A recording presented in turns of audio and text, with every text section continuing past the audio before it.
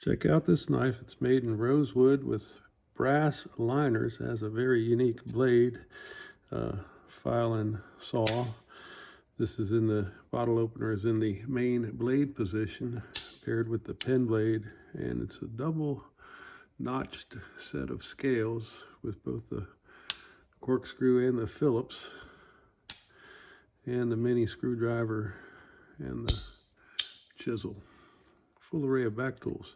Very unique back to back. And if you've never seen a friction blade, this is a drop point, custom made friction blade, quick as a switchblade.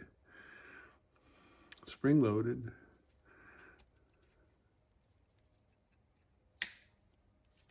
Easy to operate. One hand knife.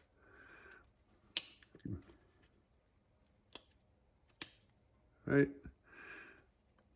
It's a joy to own. Really one of my favorite blades. Easiest to open SAK you'll ever find.